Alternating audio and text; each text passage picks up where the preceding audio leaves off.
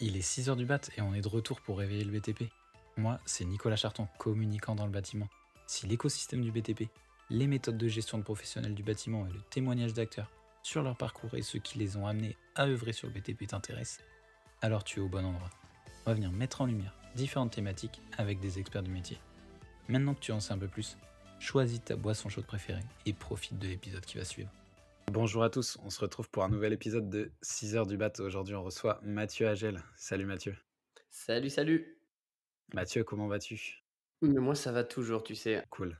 Alors aujourd'hui, on va parler de franchise dans le milieu de l'architecture d'intérieur. Donc déjà, Ouais, pour c'est ça. commencer, Mathieu, est-ce que tu peux parler un peu de toi, de ton parcours, d'où tu viens et comment tu es arrivé à l'architecture d'intérieur? Waouh, c'est compliqué tout ça. Je viens de nulle part en fait. Moi, j'ai fait des études classiques. J'étais pas très bon à l'école comme beaucoup de gens, mais j'étais pas manuel non plus. Donc le BTP, c'était pas ma voie de prédilection si tu veux. Ok, Pour te dire, j'ai fait un bac STI électrotechnique et ensuite je suis parti en BTS informatique et j'ai fini en école de commerce, ok. option marketing. Donc si tu veux, j'ai aucun lien de près ou de loin avec le bâtiment.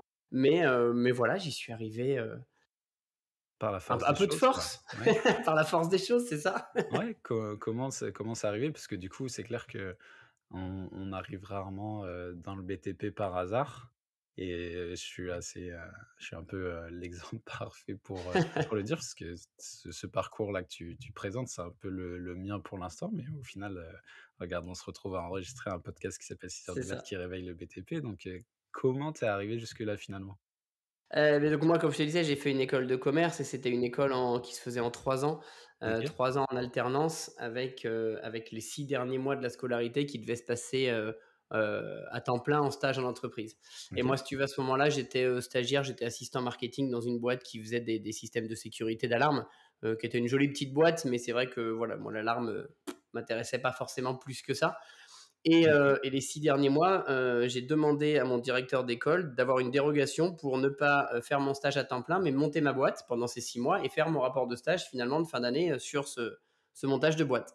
Et le OK. mec me répond, Mathieu, c'est super ton idée, je serais ravi, sauf que le stage commence demain normalement, donc Ouais. comment on fait? Et je lui ai dit, bah écoutez, laissez-moi 24 heures. Voilà, ça s'est vraiment passé comme ça. J'avais aucune espèce d'idée en tête, mais vraiment, c'est pas une caricature pour faire une storytelling, c'est vrai. Et je suis OK. rentré chez moi. Ma femme était sur le canapé et à ce moment-là, elle regardait une émission de Valérie Damido. Ah, la Voilà. fameuse. Et ça va, ouais, la fameuse. Ça paraît très cliché, mais quand je suis rentré, j'ai regardé ce truc et je me suis dit, oh merde. Oh merde, parce que c'est un métier qui, à ce moment-là, le métier de la décoration et de l'architecture commençait à être médiatisé, voire même surmédiatisé. Mmh. Donc ça donnait envie aux gens d'aller chercher des décorateurs, des coachs déco, comme on les appelait à l'époque, des archis d'intérieur. Et si tu veux, j'ai juste été sur Google et j'ai cherché un décorateur, un archi. Et là, c'est le néant total. C'est-à-dire que tu trouves personne. Tu trouves plein de gens qui se reconvertissent, qui s'appellent coach déco, mais rien de sérieux, quoi. Tu développes pas une carrière en t'appelant coach déco, quoi. Enfin, je suis désolé pour ceux qui s'appellent comme ça, mais c'est une réalité. Et en fait, j'ai regardé ma femme et j'ai dit, je vais monter une boîte d'archi. Donc, ce à quoi elle m'a répondu, t'es malade. Ce à quoi je lui ai répondu oui. Et le lendemain, j'ai dit à mon directeur d'école, je vais monter une agence d'architecture d'intérieur. Ce à Voilà. quoi il a répondu: Et «Tu es donc, je malade suis aussi». arrivé dans le BTP. Voilà, je suis arrivé dans le BTP comme ça. Et j'ai monté ma boîte. Voilà, j'ai monté mon agence d'archi donc au tout début, pendant l'école, en fait, finalement. Et je me souviens très bien parce qu'en classe, j'avais un de mes meilleurs amis qui était lui en option communication, qui faisait mon premier logo sur Photoshop, et celui d'à côté qui avait des bases d'informatique, qui faisait mon premier site web. Et j'ai démarré à vendre des prestations d'un métier que je ne connaissais pas, mais j'ai embauché tout de suite une décoratrice d'intérieur que je payais, mais c'est même plus au lance-pierre à ce stade-là. Je lui faisais un contrat de, tu sais, comme dans le service à la personne. Ouais. Une boîte de service à la personne, tu payes les jardiniers, les femmes de ménage, etc. Tu les payes en fait sur des contrats à l'heure. Ben, moi, ils étaient D'accord. pareils. C'est-à-dire que dès que j'avais une mission, je leur donnais un nombre d'heures, ce qui était, je pense, totalement illégal d'ailleurs. Ah, Mais j'ai démarré comme ça.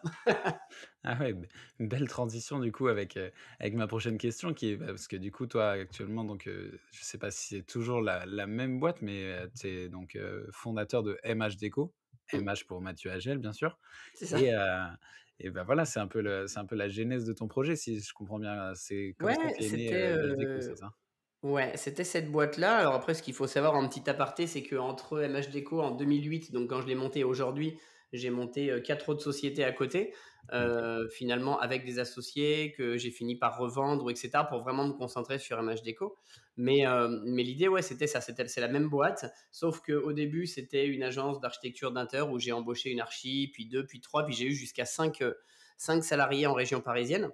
Et si tu veux, à ce moment-là, quand j'ai pris mes premiers bureaux, je partageais mes bureaux avec un de mes amis qui, lui, avait monté un réseau de franchise justement dans le service à la personne, OK. qui marchait bien. Et moi, je peinais à me développer parce que l'architecture, ça marche bien, mais enfin voilà, moi, je voulais devenir un grand, quoi, si tu veux. Tu vois, juste faire 3 projets d'archi tous les mois, ça m'intéressait pas vraiment. Et en fait, à l'époque, il y avait un truc qui était beaucoup plus simple qu'aujourd'hui, c'est que quand tu cherchais quelque chose sur Google, il n'y avait pas de géolocalisation. C'est-à-dire que quand tu cherchais un archi d'intérieur, que tu sois à Ouais. Paris, Bordeaux, Toulouse ou Marseille, tu avais les mêmes résultats.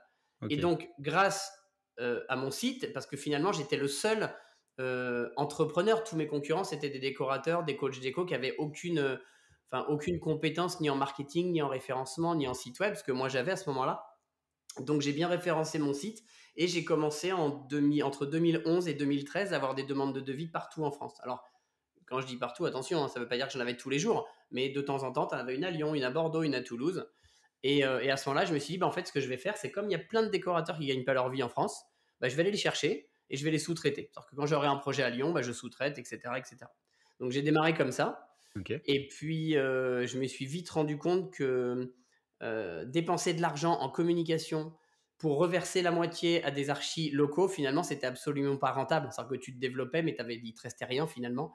Et donc, j'ai décidé de copier justement mon ami qui avait un réseau de franchise. Et en fait, je vais franchiser le métier d'architecte d'intérieur. Et ça n'existait pas, et ça n'existe pas d'ailleurs aujourd'hui, à ma connaissance, en France. OK et donc là, c'est ça, c'est franchiser le métier d'architecte d'intérieur Ouais. qui peut être un peu perçu, différemment selon, ce qu'on voit du métier. Ça ressemble à quoi, le de franchiser le métier d'architecte d'intérieur, concrètement? Concrètement, ça a été, et c'est toujours, mais moins maintenant, mais ça a été très compliqué parce qu'en fait, la franchise, quand tu connais un peu le monde économique, c'est un des modèles économiques les plus viables qui existent. Enfin, il y a pas de débat là-dessus. La franchise, c'est un modèle qui fonctionne, sauf que c'est un modèle commercial. Et toi, tu arrives, imagine-moi en 2008 déjà, ou même en 2013, tous mes concurrents sont des décorateurs ou des archis. Moi, je viens d'une école de commerce. J'implante un modèle commercial sur un métier qui est en fait un métier de créatif. Et le commerce et le créatif, ça fait pas bon ménage. Donc j'ai très vite été décrié. Je vais être honnête, hein, m'a craché dessus, on m'a piétiné, on m'a voilà. Mais tout ce qu'ont fait mes concurrents pour me dénigrer, finalement, ça m'a porté à aller faire des émissions de radio, des trucs, des machins, où finalement, bah, j'ai pu Expliquer défendre le mon concept, concept. quoi. Ouais, ouais. Mmh mh. Et puis j'ai même été, je me souviens à l'époque, c'était sur Radio France Bleu, et je me suis même excusé ironiquement d'avoir monté une boîte pour gagner ma vie, parce que aujourd'hui, tu as plein d'archis, enfin à l'époque encore pire, tu as plein d'archis qui montaient une boîte parce que c'était la grande tendance. Tu avais aucun qui gagnait sa vie, mais ça choquait personne, tu vois. Pour eux, c'est un métier que tu fais avec le cœur. Oui, c'est cool, mais si tu gagnes pas d'argent, le cœur, il va pas aller très loin, quoi. Donc il faut Mmh. réussir à mixer les deux. Donc ça a été très compliqué de faire entendre à des archis d'intérieur que toi, tu avais un modèle commercial derrière. Mais ça s'est entendu, on a eu un franchisé, 2, 3, 4. Et puis force des choses aujourd'hui, on est plus de 60. Donc, Ouais. tout va bien. Et du coup, quand tu es franchisé MH Déco, comment ça se passe? Quels sont en fait les qu'est-ce que t'apportes toi en tant que MH Déco à un décorateur d'intérieur du coup qui veut se franchiser, avec toi et à y bénéficier aussi de cet appui du coup du réseau de 60 agences? Ça ressemble à quoi du coup En le fait, process pour, quelqu'un qui veut rejoindre, une franchise, bah, d'architecture d'intérieur? tu as 2 choses. Le process, d'abord, c'est comme un recrutement. C'est-à-dire que la franchise, effectivement, ça a des coûts pour l'archi parce que nous, on se rémunère sur un pourcentage de son chiffre d'affaires finalement. Mais c'est un vrai process de recrutement. C'est-à-dire que, comme j'aime à le dire, nous, on n'est pas vendeur de franchise, on développe des agences. C'est-à-dire que très clairement, quelqu'un qui veut pas venir chez nous, on va pas le démarcher, on vend pas de la franchise. Ensuite, qu'est-ce que ça apporte à un décorateur ou un archi d'intérieur? C'est que comme tout réseau de franchise digne de ce nom, parce que la franchise c'est quand même encadré par la Fédération européenne de Ouais, la bien sûr. franchise, on est censé apporter un savoir-faire. Et ce savoir-faire chez nous, alors, on ne forme pas des décorateurs ou des archis. Ça comprend des gens qui sont déjà décorateurs et archis de métier. Par contre, on va leur apporter un savoir-faire en termes de commerce, en termes de marketing, en termes de communication, en termes de gestion de projet. Parce que tu as un fléau dans le métier, c'est que tu as beaucoup d'archis qui ont l'impression d'avoir des clients qui coulent 2 ans après parce qu'en fait, ils sont pas du tout rentables. Les mecs qui facturent une pression de 3 000 euros, ils passent 3 mois dessus, ça leur choque pas, tu vois. 3 000 euros, ça doit être quoi, 6 jours, 7 jours, enfin 6 jours de travail maximum. Donc voilà, on apporte un savoir-faire global parce qu'on leur dit que quand tu es à ton compte, que tu sois décorateur, architecte d'intérieur, coiffeur, maçon ou femme de ménage, quand tu es à ton compte, ton premier métier, c'est d'être chef d'entreprise. C'est pas d'être décorateur ou archi. Et c'est là-dedans qu'on va plus les accompagner finalement pour leur permettre de trouver des clients. Et quand tu sais qu'aujourd'hui en France, 80% des architectes d'intérieur indépendants ne gagnent pas leur vie en France, bah, pour le coup, la franchise fait sens. Ouais. En fait, toi, tu es arrivé sur, le marché de l'architecture d'intérieur plus pour apporter, de la structure et le côté, du coup, commercial. En fait, tu pas vraiment Ouais, une ac en fait, toi, euh, t'es pas vraiment tu te considères pas comme architecte d'intérieur. Tu te considères plus comme, personne qui vient structurer une activité d'architecte d'intérieur via, un réseau de franchise, plus, l'aspect commercial, en fait, du business model que tu viens développer, quoi. ouais, bah, moi, enfin, je me suis jamais nommé ni dit architecte d'intérieur et heureusement que je vais pas chez nos clients, heureusement pour eux d'ailleurs. Mais moi, je suis pas enfin, c'est-à-dire que je suis créatif commercialement parlant. Je pense que je suis un très bon communicant, je pense que je suis un bon commercial, mais je suis très mauvais artiste. C'est pas mon métier. Ouais. Même si voilà, on a fait plus de 10 000 projets maintenant, je les ai quasiment tous vus passer, donc forcément, tu apprends sur le tas. Mais c'est pas parce que tu vois des Mmh choses que mh, mmh. donc je m'y suis jamais prétendu. Aujourd'hui, moi, j'ai mon rôle. Mon rôle, c'est d'être chef d'entreprise. Je suis tombé dans l'architecture un peu par hasard parce que voilà, j'ai raconté comment, mais finalement j'y ai pris goût et surtout ce qui m'a motivé et ce qui m'anime encore aujourd'hui, c'est qu'on est dans un métier où, excuse-moi le terme, mais c'est un bordel sans nom. C'est-à-dire que c'est un métier qui n'est pas réglementé. Les gens se mettent auto-entrepreneurs et font une formation financée par le CFP, le Pôle emploi, etc. Et du coup, ils s'étonnent qu'ils ne gagnent pas leur vie derrière. Donc, en fait, il faut, comment dire, je suis presque un des seuls chefs d'entreprise dans ce métier-là. En face de moi, j'ai des décos, des archis, des gens qui se reconvertissent. Donc, si tu veux, alors je vais pas dire que c'est facile, attention, loin de là. Mais voilà, forcément, on est un peu précurseur parce qu'on met en place du marketing et de la commercialisation dans un métier qui n'est pas habitué à en avoir finalement. Mmh mh. Ouais, c'est un peu enfin, c'est une activité qui, comme tu dis et comme tu dis, pas réglementée. Après, c'est vrai que, bah, dans des activités pas réglementées, il peut y avoir, tout blanc ou tout noir, quoi. Tu peux te retrouver avec, des gens très, très pointus sur de Ouais, l'architecture c'est ça. d'intérieur qui ont vraiment fait des belles études et qui ont vraiment la connaissance plus l'aspect créatif et tu vas avoir des gens qui, en effet, vont peut-être faire ça, sur, une reconversion ou même si c'est pas forcément leur voie de départ, ils vont prendre, cette activité-là et le but, c'est de faire en sorte qu'il y ait un maximum d'archis et d'intérieurs qui gagnent leur vie, Bien qui sûr. soient rentables, c'est ça, si je comprends bien? Ouais, c'est ça. Et puis attention, j'ai jamais prétendu qu'on était meilleur que les autres, tu vois. On est certainement meilleur en termes de market, de com, etc. Et bon, ça, je pense qu'il y a pas photo. Mais ça veut pas dire qu'on a les meilleurs archis chez nous, même si on le pense évidemment parce que ce sont nos archis. Mais bien sûr, ça serait mentir et on n'a jamais communiqué en disant faire appel à MHDeco, c'est faire appel aux meilleurs archis de la planète. Ça serait mentir. Par contre, on les forme, on les accompagne, on se débrouille pour leur fournir les meilleurs outils. Euh, et du coup, bah, de les faire devenir meilleurs, même s'ils sont très bons archis, parfois en améliorant l'expérience client, en améliorant ton marketing, en améliorant ton image de marque, bah, tu deviens meilleur et c'est ce qu'on apporte aujourd'hui à un franchisé MHD, quoi. Ouais, c'est clair. Bah, en gros, vous considérez pas forcément comme, c'est pas une question d'être, qui est le meilleur, C'est ça, décorateur ou ouais, quoi, de pas clairement. créer le meilleur, la meilleure agence de déco d'intérieur, c'est d'apporter un service différent, Mm. d'apporter, un peu une nouvelle façon d'exercer le métier Ouais, d'architecte d'intérieur bah, sur un disons marché que, qui était pas forcément, ouais, réglementé et qui était pas forcément, voué à faire de la franchise, quoi. voilà, disons qu'on s'attache à essayer, je dis bien essayer parce que c'est difficile et que faut se renouveler tout le temps, mais on s'attache à essayer, d'apporter la meilleure offre sur le marché. C'est pour ça qu'on a été, quasiment bon, on a été les premiers très clairement à faire tous nos projets en réalité virtuelle. Aujourd'hui, ça se démocratise Mmh vachement, mh. mais on a été les premiers à le faire. Enfin, on a toujours été un peu précurseurs sur ce type d'outils pour améliorer l'expérience client et être précurseur de ce point de vue-là. Et si derrière on a des archis, ce qui est le cas, qui sont bonnes archis, qui font le job, enfin tout roule. Alors tout roule, attention, hein, tout ça c'est sur le papier, c'est beau. Après, comme tout Ouais, chef bien sûr. d'entreprise, voilà, on s'adapte, on a des périodes plus faciles que d'autres, évidemment. Mais, Mmh mh. mais en tout cas, on n'a pas à se plaindre par rapport à des confrères qui sont eux indépendants tout seuls et qui subissent plus qu'ils ne vivent leur société.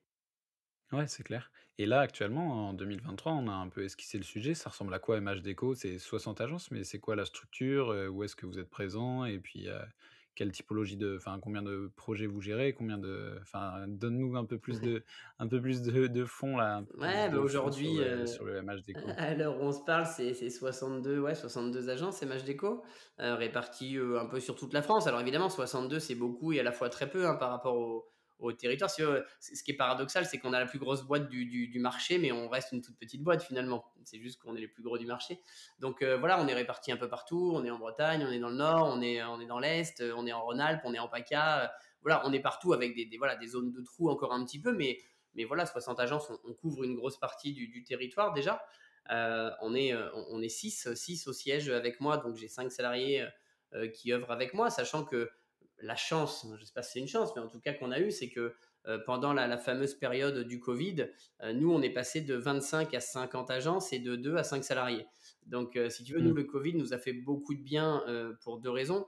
D'abord parce que, comme on l'a tous vu dans la presse, les gens se sont mis à rénover leur maison à l'échelle grand V. Et les gens qui ont eu peur du lendemain bah, se sont mis à se lancer à leur compte et donc les archives sont arrivés chez nous. Donc on a à la fois augmenté l'offre, la demande, pardon, et à la fois on a répondu à la demande en créant de l'offre. Donc voilà, c'était cool pour nous. Donc aujourd'hui, voilà, on est 6 au siège, mais on est 6, on n'a qu'une archi d'intérieur.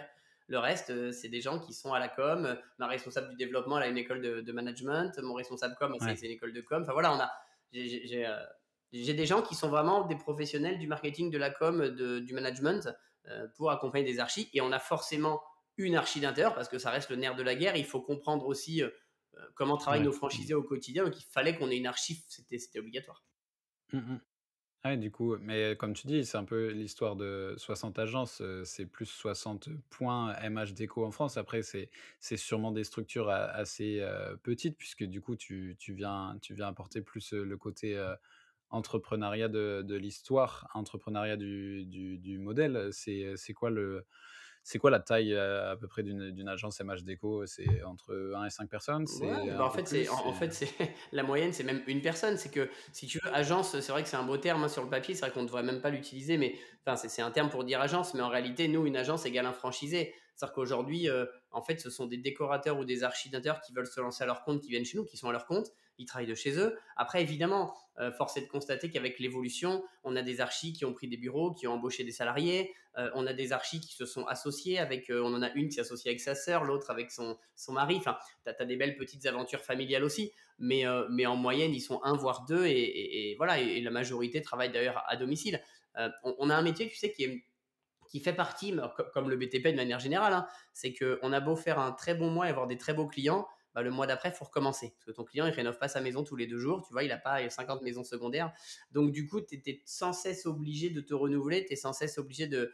Donc, en fait, on essaye de limiter les charges fixes de nos franchisés. Si on leur imposait des bureaux pignon sur rue, un collaborateur, etc., enfin, je veux dire, c'est du suicide. Enfin, on leur mettrait des bâtons dans les roues, c'est pas possible. Donc on limite leurs charges fixes au maximum. Enfin, on leur conseille de les limiter au maximum pour après évoluer. Et quand ils se développent, après, bah voilà, s'il faut des bureaux, des collaborateurs, grand bien leur fasse, grand bien nous fasse, et tout ira bien.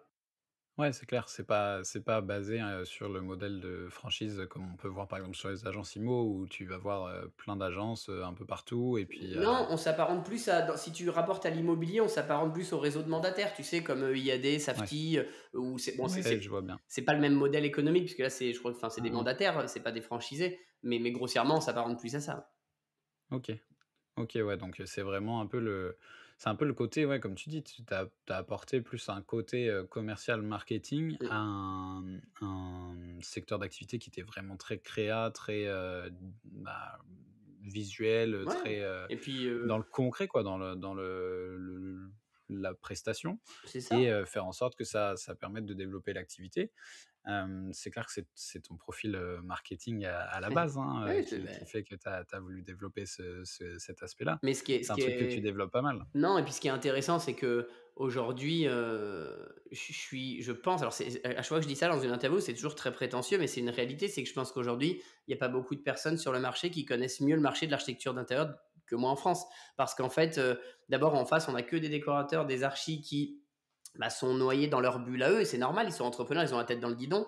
Nous, l'avantage de la franchise, c'est qu'on a des archis qui sont noyés, qui ont la tête dans le guidon aussi, mais on a, nous, ce regard un peu extérieur parce qu'on ne fait pas d'archi, donc on regarde le marché, on l'étudie. Moi, je suis beaucoup investi dans d'autres projets liés au marché. Et Ouais. donc, je maîtrise le marché. Donc, je me sers de cette maîtrise du marché pour améliorer la force de mon réseau de franchise. Et si je peux aider à faire bouger un peu le métier vers la réglementation, bah, si je peux mettre ma pierre à l'édifice, je le ferai aussi. Ouais, et si on repart un peu plus, si on recentre un peu plus, sur toi, parce que c'est clair que, bah, c'est ta vision plutôt marketing, qui a fait que tu as développé, ce réseau-là. Tu hyper actif clairement sur les réseaux sociaux, hein, on va pas se mentir. J'essaye. C'est quelque chose qui laisse pas forcément indifférent, surtout quand, tu y vas avec, un peu de personnalité et un peu à contre-courant sur un marché. Est-ce que tu t'es pas dit que tu pas eu peur que ça te ferme des portes, même à la fois sur Image Déco, à la fois pour toi aussi en tant que Mathieu Hagel? De quoi? Ma façon d'être sur les réseaux? Bah, c'est clair que tu vas pas de main morte quoi, comme on dit. Non, alors, c'est drôle. Non, mais en fait, déjà, il y a 2 choses. Moi, je pars du principe que si sur les réseaux, tu es un peu fade, tu te noies dans la masse et personne te voit. Donc si tu es là: «Ah oui, aujourd'hui, j'ai eu une super réunion avec mon responsable du développement», tout le monde s'en contrecarre, notamment sur LinkedIn et cetera. De toute façon, j'ai fait des tests, hein, même l'autre jour, j'ai publié sur Instagram une story où j'ai montré mes derniers posts LinkedIn, justement, et je montrais parce que LinkedIn, tout le monde te dit: «Oui, mais attention Mathieu, parce que c'est quand même un réseau professionnel». Rien du tout. J'ai fait 3 posts différents. Une où tu montres une réalisation de ouf d'une de mes archis, je crois que j'ai eu 10 likes.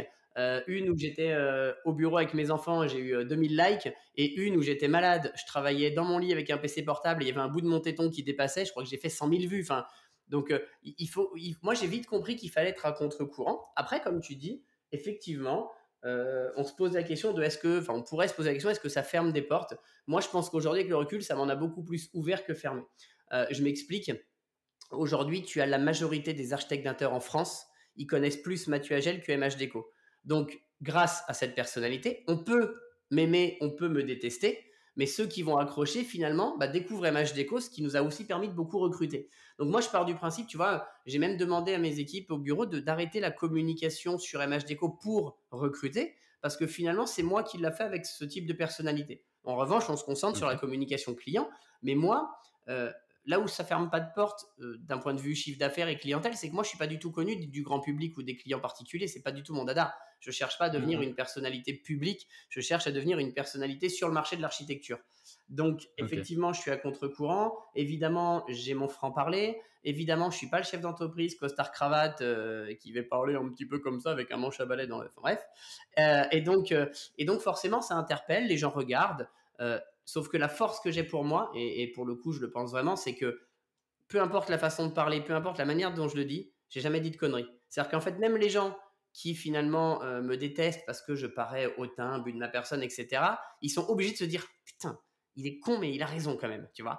Et voilà, et je pense que finalement, ça m'a ouvert des portes. Aujourd'hui, on travaille chez MHD avec des grandes marques qui m'ont OK. connu moi et qui sont venues pour ça. Parce que ça sort un peu de ce qu'on voit. Enfin, faut pas se voiler la face. Le monde professionnel aujourd'hui, il est chiant. C'est-à-dire que quand tu bosses à Paris dans une tour à la Défense, je veux dire, le monde du business, il a changé. Moi, j'ai toujours été halluciné d'aller voir ton banquier qui, le week-end, il est comme toi, hein, il est en crocs, tout nu sous un tablier, en train de faire un barbecue, tu vois. Et là, il Mmh. vient avec un costard cravate parce qu'on lui demande de le faire. Ça lui va pas, le mec, il s'étouffe quand il parle et ça choque personne. Moi, je prône le naturel, je prône l'authenticité.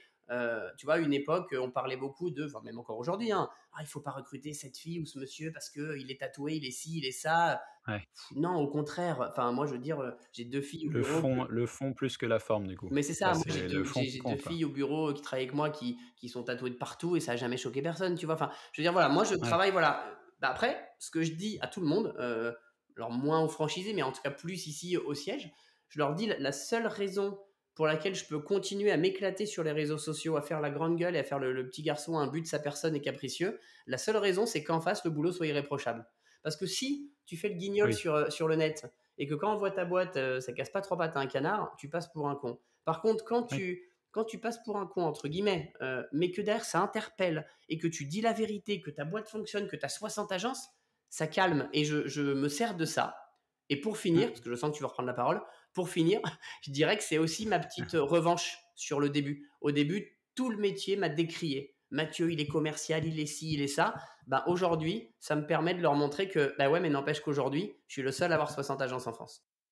Ouais, c'était un peu ça le propos que j'allais tenir, c'est que on sent un peu le côté, bah, c'est vrai que je suis arrivé un peu avec mes petits bras sur un marché qui était pas le Qui mien voulait et puis pas, j'ai montré qui voulait pas de que moi. qu'on pouvait oui, en plus, qui voulait pas forcément de toi, bah, c'est un peu les francs changements, hein, tu vois ça dans n'importe quel marché, c'est Ouais, bien clair. sûr. Mais, et c'est de montrer que, bah, en fait, on n'est pas obligé de connaître, ou d'être, un sachant, un expert, dans le marché pour réussir et il suffit juste d'avoir, bah, de mettre un peu de la force et du cœur à Et puis, l'ouvrage dans faut avoir avec sa l'envie personnalité, de quoi. voilà, faut avoir aussi l'envie d'apprendre parce que tu peux pas si tu connais rien au marché, tu peux pas vouloir le révolutionner. Enfin, attention, Oui, aujourd'hui, tu vois Mathieu Agel comme ça sur les réseaux, ça fait 15 ans que j'ai monté MH Déco, tu vois? C'est pas 2 ans. Je ouais. faisais pas le guignol Mmh. comme ça il y a 10 ans, tu vois? J'ai commencé peut-être il y a 3 4 ans. Donc, Ouais. voilà, aujourd'hui, je pense que je suis devenu une vraie personnalité du métier. Tant mieux, ça satisfait mon ego. C'est ma petite revanche sur le démarrage. Et puis même les gens qui m'aiment pas Yes. sont obligés de me regarder parce que je suis tellement influent sur le marché qu'ils sont obligés, donc tant pis pour eux. Faudra faire Et avec moi, les d'ailleurs gars. ouais et d'ailleurs, sur ce marché-là, vu que toi tu commences un peu à appréhender, bah, tout ce qu'il y a autour, c'est quoi les enjeux auxquels, tu penses que le monde de l'architecture d'intérieur va se confronter dans les années à venir là? Vu que tu as souvent été un peu, en avance sur le marché, qu'est-ce que tu vois venir et quelles tendances tu as commencé déjà un peu à appréhender et à mettre en pratique sur les concepts MH déco? Bon, déjà, tu as 2 choses. Comme je disais tout à l'heure, tu as beaucoup l'expérience client parce qu'on est dans un métier de service, mais aujourd'hui qui est complètement saturé. Tu sais, il y a toujours les grands philosophes là qui te disent: «Oui, mais il y a de la place pour tout le monde». Non, faux, totalement faux. Aujourd'hui, il y en a 80 qui gagnent pas leur vie, c'est pas pour rien. Donc on est sur un marché Mmh. saturé, donc l'expérience client va déjà faire beaucoup de choses. Il faut se différencier dans son offre. Après, il y a une autre tendance structurelle qui va venir modifier un peu le marché, mais ça, je pense, comme dans beaucoup de métiers, c'est l'intelligence artificielle. Aujourd'hui, on est en plein dedans. On voit qu'aujourd'hui, il y a des logiciels qui permettent en 3 secondes de faire des vues 3D que nous, on mettrait 2 jours à faire. Alors, attention, je ne suis pas en train de dire que ça va. Moi, je suis le premier à dire que ça va bousculer le métier, mais ça ne va pas le faire Ça disparaître. va pas le remplacer, quoi. On ne faut pas oublier que notre métier, c'est pas de faire des beaux visuels 3D, contrairement à ce qu'on pense. Ça, c'est juste un livrable parce que c'est la seule manière qu'on a de transmettre ce qu'on a dans la tête à notre client. Mais en vrai, notre métier, c'est de faire du conseil et de l'accompagnement. Donc ça, l'IA pourra pas le faire, enfin, en tout cas pas tout de suite. Mmh Donc mh. l'IA va effectivement beaucoup changer le métier. Donc si tu veux, même si c'est encore un peu les prémices, moi je regarde déjà beaucoup ce qui se fait, non pas pour me dire oh là là, ça va arriver, comment on va faire, mais plus pour me dire voilà, ce qui Tu arrive vas maintenant, l'intégrer. comment moi je peux l'intégrer dans mon offre, dans mes services pour faciliter la vie de mes archis. Plutôt que de dire oh putain, mince, ça va nous embêter, bah, comment on peut dire ce truc-là, comment nous on peut l'intégrer chez nous pour gagner du temps, donc peut-être de la Mmh. rentabilité, peut-être améliorer l'offre client, etc. Donc voilà, pour moi, le service client et l'IA sont deux choses voilà, qui sont à regarder, à transformer de très près Ouais. si on veut se maintenir.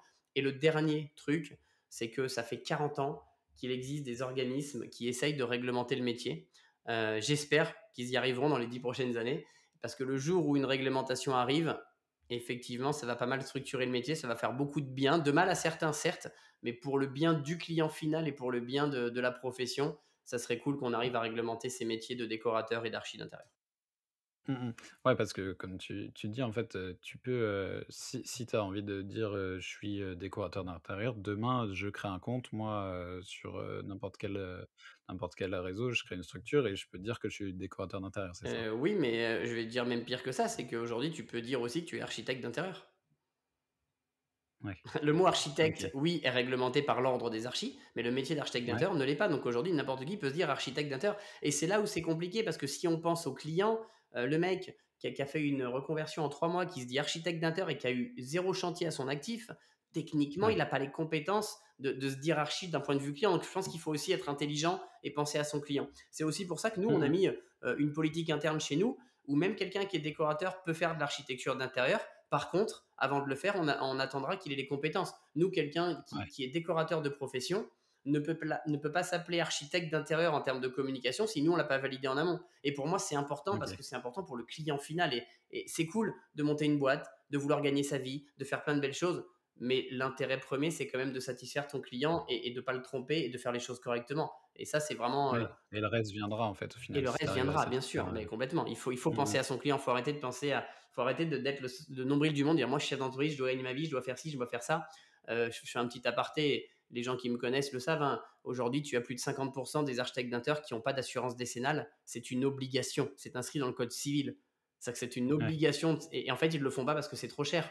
Donc on fait des économies. Mais les gars, arrêtez de penser à vos petits intérêts. Ouais, Pensez au client final, sauf au risque qu'il encourt si vous n'êtes pas assuré. ouais et puis même, enfin, client ou même, par conscience pro quoi en fait juste Ah, enfin s'il tu y fais avait de un la chantier conscience sans pro dans le métier, ça se saurait. Pardon. si tu fais si tu fais, un chantier sans décennale, enfin, faut vraiment être sûr qu'il t'arrivera pas, Mais un oui, mais imprévu parce que un peu ça peut arriver, hein. parce que comme c'est pas réglementé, on entend tout. On apprend aux gens que Ouais, c'est l'entreprise du bâtiment qui en a une. Oui, mais celle du bâtiment, elle peut se retourner contre celle de l'archi à un moment. ouais. Donc voilà, enfin bref, c'est un long Ouais, ça c'est sujet, un gros sujet. un C'est gros clair sujet que ça. cette partie la partie, prévention de risque, plus assurance, sur le BTP, c'est clairement un sujet qui mérite d'être creusé, Ouais, qui risque de réveiller le BTP, très rapidement ouais. et je vais avoir une dernière question, Mathieu. Tu la connais, c'est un peu, la question phare des épisodes. Si tu as une personne que tu aimerais voir, venir réveiller, le BTP sur le média, qui ça serait? Fabrice Santamaria. Fabrice Santamaria, c'est le responsable du développement de la marque de peinture Unicalo, qui est une très grosse marque bien OK. connue des gens du BTP. Parce que d'abord, Unicalo est très investi dans le côté un peu éco-responsable, biosourcing de ses marques, etc. Mais cette personne, OK. Fabrice en particulier, qui est responsable du développement, est aussi investi dans des assos. Alors, je vais mal parler de lui, donc je préfère qu'il le dise, mais je crois qu'il est président d'une asso ou de choses comme ça, mais il est très investi dans l'éco-responsabilité sur les chantiers notamment, sur la qualité de l'air, etc. C'est un monsieur qui, au-delà de diriger le développement de Unicalo, est très investi dans tout ça. Et je trouve qu'il fait beaucoup de bien. C'est vraiment une personne qui mérite d'être entendue à la fois du grand public, mais surtout des gens du bâtiment aussi, qui des fois vont chercher leur marque de peinture parce qu'il y a moins cher ailleurs et on fait plus de marge. Mais d'écouter son discours à lui, Ouais, ça c'est calme quelqu'un un qui a peu parfois. Ouais. une vraie vision au-delà du métier, quoi. Ouais, ouais, tout à fait. Donc Trop voilà, cool. je Bah, serais écoute, ravi que tu ouais. l'appelles de ma part et que tu l'interviewes. Ça serait, je pense, une très très belle interview. Eh beh, écoute, on n'hésitera pas à le contacter de ta part. Écoute, Mathieu, c'était un plaisir d'enregistrer avec toi, ce matin et puis, j'espère que tu as passé un bon moment et puis que c'était un beau moyen de réveiller le BTP pour toi ce matin et puis, il va me rester juste à te remercier d'être venu. Et tu vois, finalement, malgré ma personnalité sur les réseaux sociaux, je suis resté vachement calme ce matin. Ouais, c'est vrai, pas d'excès. Merci Mathieu, en tout cas. Merci à toi. À bientôt. On se retrouve très bientôt pour réveiller de nouveau le BTP. Si tu es arrivé jusqu'ici, merci beaucoup. C'était encore une bien belle occasion de réveiller le BTP. Tu peux d'ores et déjà transmettre de bonnes ondes à notre invité via les liens en description, en parler à tes collègues et sur ton chantier, et avant de passer au prochain épisode, si celui-ci t'a plu, n'oublie pas de t'abonner au podcast et à nous laisser 5 étoiles. Quant à nous, on se retrouve très vite pour réveiller de nouveau le BTP.